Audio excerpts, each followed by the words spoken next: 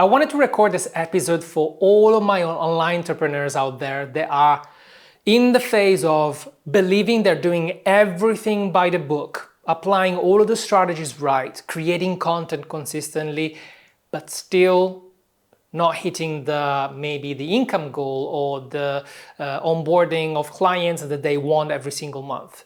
And it comes down, now they realize this after years of doing this online, that it all comes down to your confidence and energy in everything you do.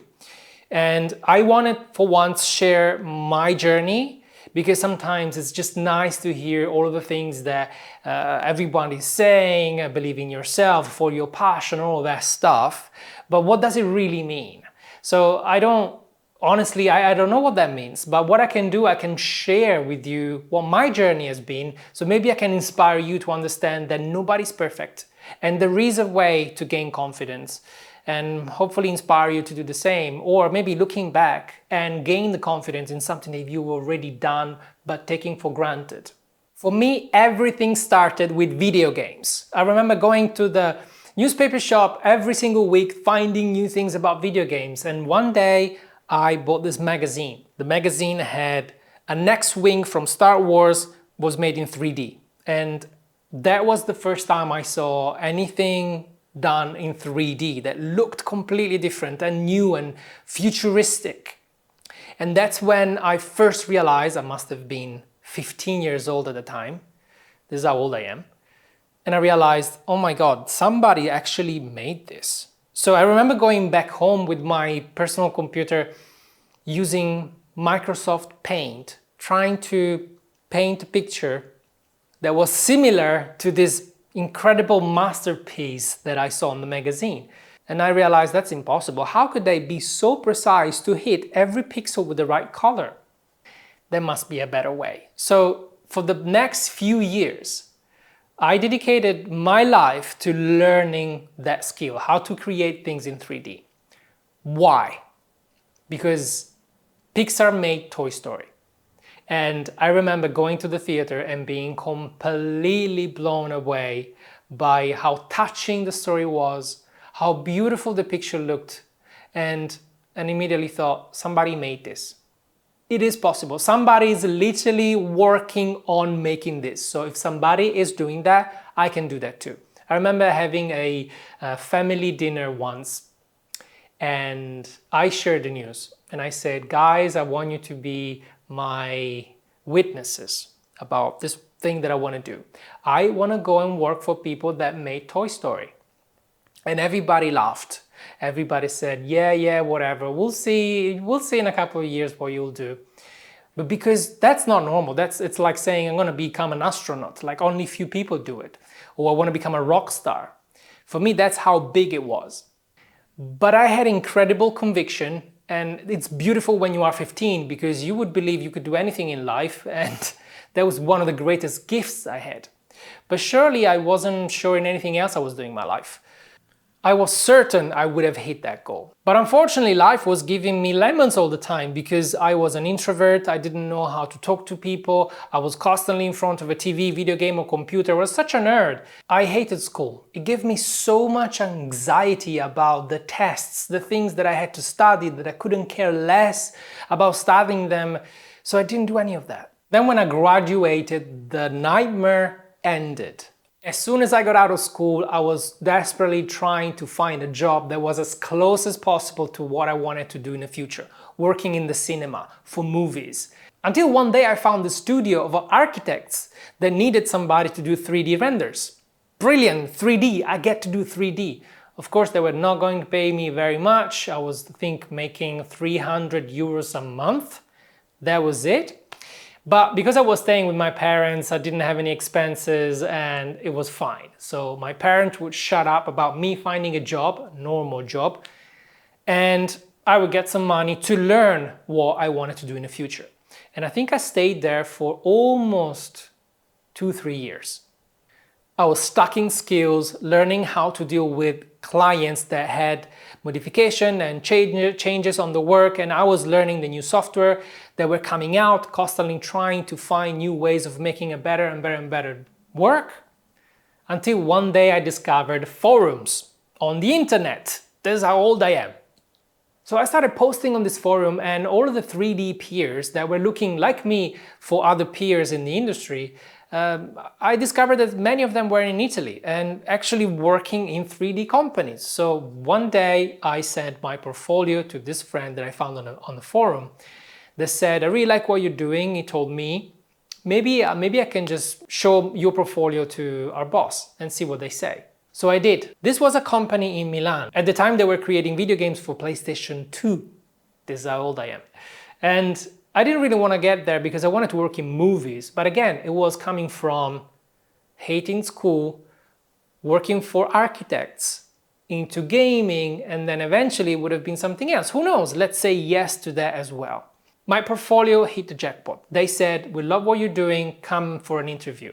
So I pick up the train, I do 4 hours of the train to get to Milan, and I have my interview. It was, to me, a completely different universe. I still remember the smell of the carpet as soon as I stepped into that studio. It was like a terrible series of cubicles, but with posters of video games and 3D stuff all over the walls. I remember feeling how stuffy the place was because it was full of people spending hours and hours in front of a computer, eating snacks and talk about video games and whatever. And I thought, this is a paradise. This is exactly what I wanted to do. And they're gonna pay me for that? Amazing. I smashed the interview. After the first interview with the CG supervisor down there, I had to speak with the president of the company to talk about the money. And honestly, I didn't know what a 3D artist in a computer graphic company would earn, but I knew that I had to move city, I needed to afford rent, so I had a minimum salary that I had in mind that could not be lower than that. So the president asked me, okay, so how much money do you want? They told me, you're good. Very flattered to hear that. So I said, I need at least 1,300 euros net every single month. Otherwise, I could physically not move here and work for you. And he said, sure. Do you want anything? And I was like, no. So we shook hands, I signed the contract, and I was hired. Had to start in 3 weeks. Amazing. Then what I realized after I moved and everything was settled, that half of the 3D team was there in an internship. It was a paid internship and they were making half of what I was making. But they were there for way longer. They had more experience as well. They had more skills. But because they didn't even think about asking more, they got half of what I was getting. Now for me, I wasn't like cocky or confident to ask something. For me, it was a legitimate ask. Like, I don't know if I can live in Milan with the lifestyle costs and everything of renting a house and buying groceries and all of that. I literally need that money to move here. Just it was a minimum requirement. That minimum requirement made me look so confident when I asked for the money that they didn't even blink. So that for me was my first lesson. Like, your bare minimum, what you are not allowed to tolerate, you will never tolerate. You get at least the minimum that you can tolerate. That was the first time in my life that the universe sent me that message, and I treasured it. During the next year, I become friend with incredible artists, especially the head of the team. And he was so impressed with what I was doing during the time together, and I was incredibly impressed by his personal work. He used to create CG movies, like CG shorts in his spare time, and he was an incredible director as well. And one day he asked me, could you give me a hand with this new project that I've got? It's called Code Guardian, and I've got a humanoid character that I'd like help to. Can you help? And I went, absolutely. And mind you, this is not a paid job. I don't have an agenda with this. I'm just naturally want to help because I admire the guy. So I said, let's go for it. Let's do it. Now, probably it took us about 6 to 8 months to work on it. During the 6 and 7 months, I felt like quitting and giving up many times. I started saying, why do I have to do this? They're not even paying me. I need to work extra in my spare time. Why am I doing this? This is hard. It's really hard. But what I didn't know, I was using a cutting edge software to do all of these new things. So I was learning, I was stuck in skill. I was getting more confident that I could deliver what I was asked. I was learning teamwork because we had to collaborate on many things. I had no idea I was doing all of that. I wasn't getting paid, but I was learning so much. And that was what kept me going. This is the crazy thing that happened afterwards. When we finished with the movie, the short, I should say, I felt very relieved that we finished everything. I felt very proud of myself, happy for my friend Marco to have a complete product done together. I could have my name in the credits and all of that. Amazing. So he puts the video on his website. He didn't put it on YouTube for whatever reason. What happens is somebody else took the video from his website and put it on YouTube. And this is something crazy that happened a couple of months after that. I moved company to work more for TV, so I was doing commercial, not more video games, so I was closer again to the Toy Story dream, learning even more skills and getting paid a bit more than before. Marco called me up out of the blue one day and said, "You will never believe who contacted me." I'm like, what is the fuss about? Peter Jackson contacted me via email. He sent me an email. I'm like, yeah, whatever, dude. Thanks for wasting my time. And I hang up. He calls me back up and says, hey, I'm not joking. I'm not kidding. He's calling from an office, like the Weta Digital email. He's telling me that he saw the movie, the short movie that we did, and he's a fan of our work. I'm like, what? Peter Jackson saw our short movie? Are you kidding? Yeah, not only that, he said he's a fan of me and my team, and he's proposing we go and work for him for this secret project that he's working on. I remember feeling like winning the lottery. This is something that doesn't happen to everyone. Like, it doesn't happen at all. And that made me think about the time that I wanted to give up. I wanted to not be part of this. Can you imagine what a loss would have been for my life? After the initial email, we really understood that that was real because he invited us for a meeting in London. He was going to pay for the flight, the taxi, and lunch, apparently. We were having lunch with Peter Jackson at the Soho Hotel in London. And I was like, this is not real. This is really not, what is happening? This is crazy. And remember, at the time, I didn't speak a word of English. I was really bad at English. But we went to London anyway. I remember it was 3 of us, the main artists that worked on the short movie, because he wanted to meet Marco, the director, and his core team. Apparently I was part of the core team, which was cool. So we arrived at the Soho Hotel and we sit down at the table and we see Peter Jackson coming towards us. And the only thing that I remember is noise, because I must have had a face like that all the time. Like, it wasn't real. I could not understand exactly what they were saying. I just got the gist of the whole conversation. Marco was way more prolific with English than me at the time, so he did all of the talking, not most of the talking, all of the talking. Halfway through the brunch, I don't even remember what I ate. I was so not hungry because I was super excited.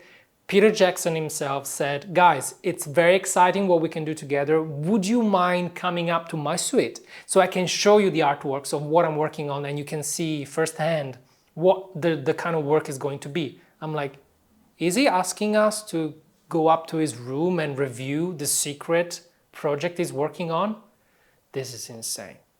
So we take the elevator up to his suite. It must have been an entire apartment. It felt like 3 apartments put together, how many rooms he had. He had people working on the side, producers, coordinators going around, cables, they were filming and they were reviewing things. Never saw an operation like that, especially on the move. He's from New Zealand. This guy came to London and is working like that. I was completely blown away. But everybody were incredibly nice. We sit down on this couch and Peter Jackson gave us these huge art books with pages that must have been like this tall. And they were full of incredible artworks. And at the time, now I can say it because the movie has been released a long time ago, they were exclusive artworks from 1010, the CG movie. They went to the cinema and everything. He was trying to build a team to create the movie before the movie was produced. He needed a way to quickly, creatively create sequences that he could see and edit, put together and see if the movie was actually working before spending millions with productions and actual 3D production. Now he said, this is 1010 and the production is almost done with it, but what I want you guys to work on a different project, which I haven't even started yet. I only have few artworks, but for somehow I'm not happy with them. I'd like you to have your take on it. I'm like, is Peter Jackson asking us to come up with ideas for his new secret movie? This is not happening. But yes, it was definitely happening. But long story short, after that meeting, we come back to Italy, completely blown away. It took us a month to shake off the excitement and come down to earth. But we didn't have to come down to earth because before we knew it, we had full-on contracts, visa signed off to go to New Zealand, and 6 months afterwards, we were legitimately working for Peter Jackson in Wellington, New Zealand as their private secret team for this new secret project. The project was called Mortal Engines, which again is being released in the cinema a few years ago. The story that I wanted to tell you is when I arrived there. As you can imagine, I was 23 years old at the time, and everything that I told you led to this specific story that I'm going to tell you right now. I wasn't confident at all. I was literally crapping my pants. All the way through the arrival in New Zealand, I felt like an imposter. Marco, my friend and director of the short movie that led us to that point, was way more experienced than me. He had a natural talent on how to put together a movie. I always admired him for that. He's a great storyteller. And I never felt I was good in any of that. I was only a good technician, which said yes to many opportunities that led to this moment. But at the end of the day, I felt like I don't belong here. This is for others, it's not for me. I remember the anxiety for the first week of being in New Zealand. They paid for the flight, the relocation, they paid for a hotel, full-on hotel for 2 weeks. They rented us a car. They even went to the bank and deposited money for us and told the director what to do with our account. They found us a house to live in. They did everything for us. And I felt like I wasn't worth it. I felt like this is going to backfire big time. When we arrived there and actually working, we are in the training. So we're learning the software, we're learning the pipeline, but it was a mixed feeling of excitement and being terrified by anything we were going to do. Because we weren't working on anything yet. We were just preparing to fit in and start working eventually. But because we were eager to prove ourselves, yes, we are here for a reason. We're not here because we've been lucky we won the lottery, which, by the way, was what everybody else were thinking. Now we know. We called production and said, I know that the training is for 3 weeks, but after a week, we feel like we can start working on something. Can you give us something to work on? And they said, great, yeah. You can be in the next meeting with Peter Jackson and the production. There's going to be a workshop as well with all the artworks and discussions about this new concept for this new movie. You should join us. And I'm like, oh my God, are we going to a meeting with the people that have worked on Lord of the Rings, that designed all the armors and the characters? This is insane. I was like, this fanboy. Completely crapping my pants. I was buying pants constantly because I couldn't clean them quickly enough. We go to this meeting and there's Peter Jackson there in the middle of the room, this big long table, everybody sitting like that with their back against the wall, like they were going to be executed at any time. But he was just a nice guy, really. Peter Jackson was really nice and shy, sort of soft-spoken guy. He started the meeting with introducing us to the rest of the team. They were looking at us like, who are these guys? And I felt a little bit of pressure there. Everybody did. But we started reviewing this huge art books, same as the ones that we saw in London, but about this new project.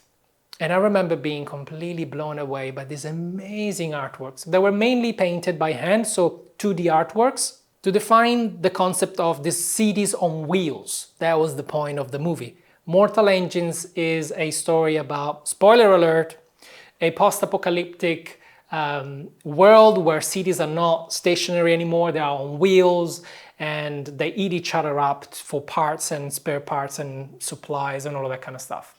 That's all I'm going to say about it. But we didn't have the design of the cities at the time. The main cities were London, they were Berlin, they had to be characterized in a specific way. So the meeting, one of those initial meetings was about that.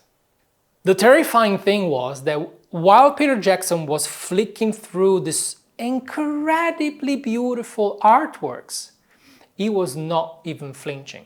He was going through the artwork like that. Yep, yep, yep, yep. I'm like, is he not impressed about this? They are all amazing.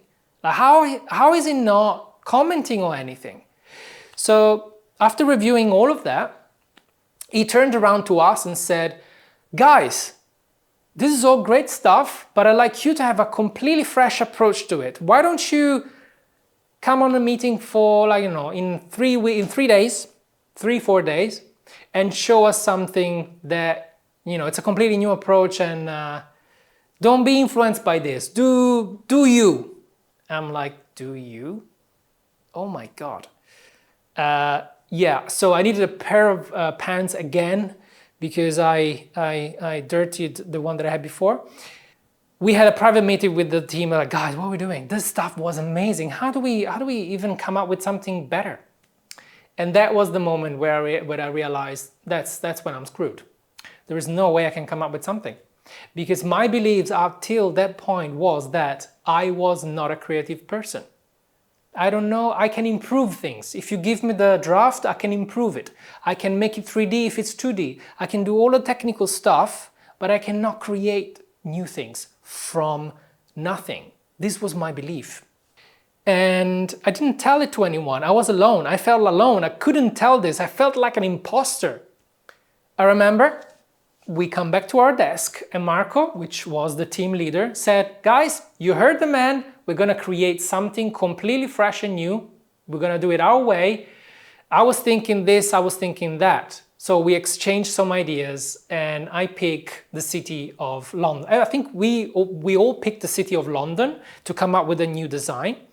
And Marco said, I'm going to use the Star Wars influence, so I'm going to create something like the Star Destroyer or something like that, because he was a big Star Wars fan. And I thought, that's a great idea, I wish I had it. And I had no ideas whatsoever. So I remember the first day, 3 days to go. The first morning of the first day, I spent it in front of a notepad, white notepad, and a blank page. I could not come up with anything for the love of me. And I really felt they're gonna fire me. I'm gonna go back home. I was in complete blank page syndrome for the whole morning. And I thought, I'm never gonna get out of this. This is gonna be the end of my career. That's it, it's over. When you are really with your back on the wall, your brain, your scarcity mindset is at its loudest.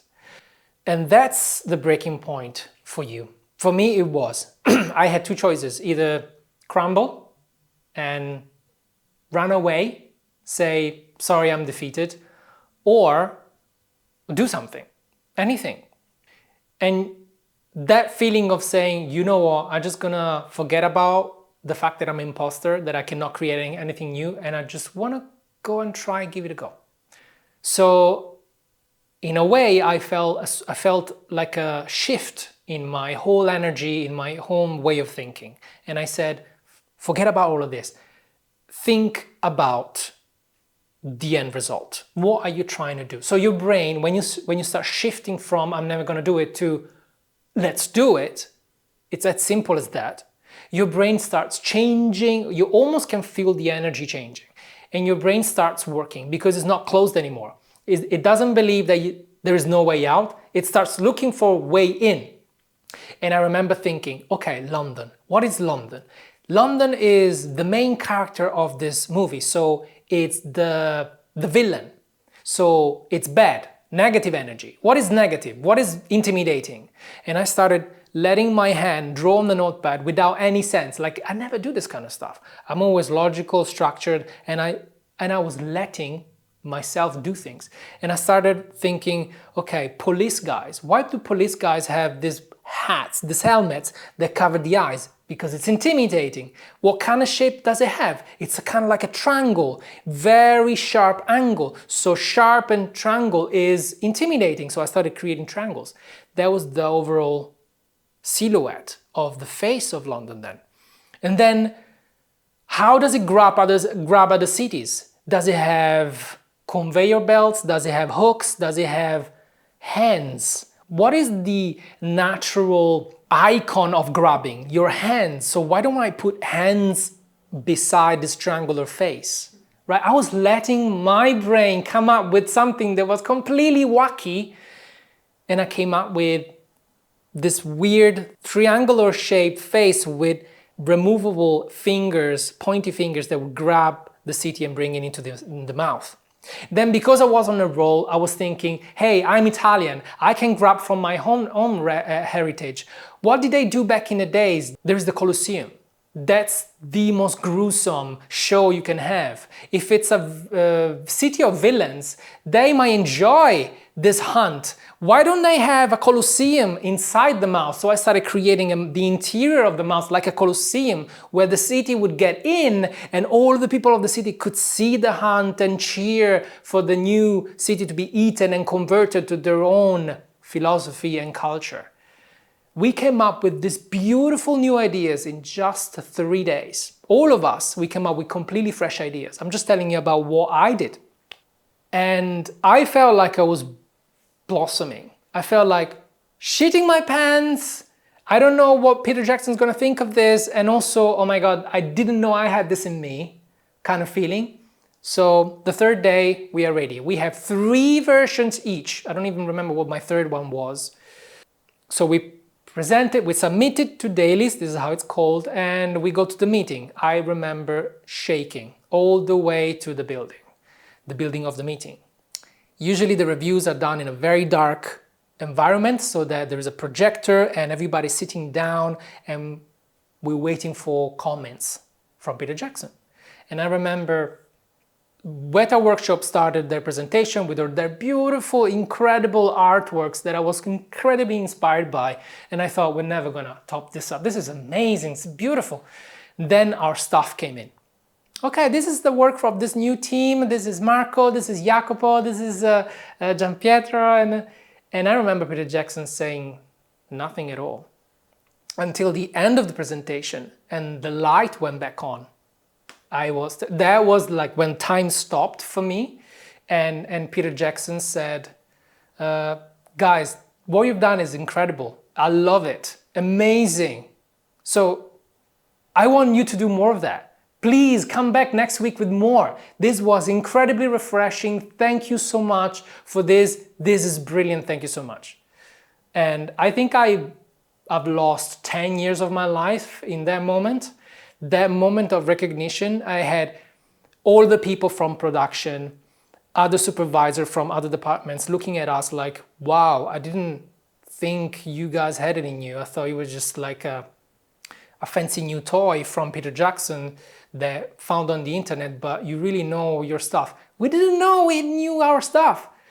It was just us with the back against the wall, faced with an incredibly difficult task, and us letting our creative side take over and deliver the best we could. This was probably one of the highlights of my life because I had the confirmation that I was worth being with them. I was worth being with the best in the world in the cinema world. The reason why I told you this story is not to brag about how good I am. It's because I wanted to share how freaked out and believing I wasn't worth it, I was the whole way there. But the only thing that changed was saying yes to something. yes was useful to find myself in an uncomfortable, terrifying situation that usually people want to avoid. But when you are there, you really face the fire. First, you realize that the fire is not a fire at all. It's nothing, it's just your head playing tricks with you. Second, that fire, you can really, if you remove all of that chatter in your head and you go for it, it's not that difficult. You have it in you. I didn't think I was creative. I came up with the most incredible ideas, especially with teamwork. You can exchange, when you are free to receive and give, you are free to share with other people and they can pour into you and you can pour into them. I didn't know I had it in me. And the more you do this, the more you say yes to things in life, even scary things like asking somebody for $10,000 for a program. It's something scary that makes you grow. But then you figure it out on the way because you know intimately, you know that you can deliver. Otherwise, you wouldn't be there. You are always exactly where you need to be because the universe, God, whatever you believe in, puts you there. And the universe is going to take care of you. If you let it. This is what the main lesson for me was. Let the universe help you. Because I always thought I had to do specific things to get to where I wanted to go, and I had a completely made up story in my mind on how that is going to look like. Reality is you have no idea how it's going to look like. The path is not linear, and you get there via the most stupid ways. Someday you help a friend out with a short movie, next day Peter Jackson emails you. Say yes to something. Believing in yourself doesn't mean believing in an idea. Just follow your gut.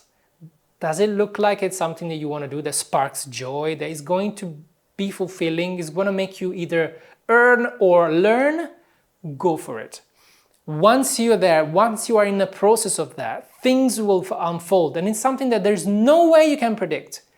Along the way, you're going to crap your pants multiple times. And this stuff never ends. Like what I'm talking about happened 15 years ago.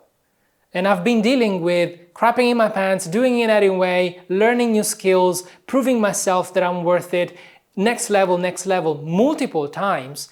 And this is how I can come here to you on camera and express all of this with the energy that experience gave me, but because I believe you can do it too. You've got that energy in you that if you just let it, it will show you something of you that you didn't know was there.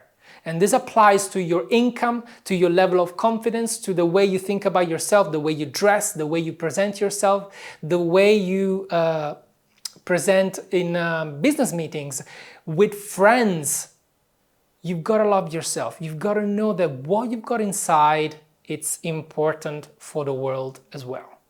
And that's the point of my video. I didn't have much of an agenda with this video. I just wanted to share with you one of the important stories I had in my life to inspire you to really embrace your true self. Your true self is beautiful. If you don't have what you want in life right now, it might be your income, the level of relationships you want. It's because you're not letting things that will make you grow in life. And I want you to be aware of that. Or maybe aware of something that you've already done in the past and now you take for granted. That's my message for today.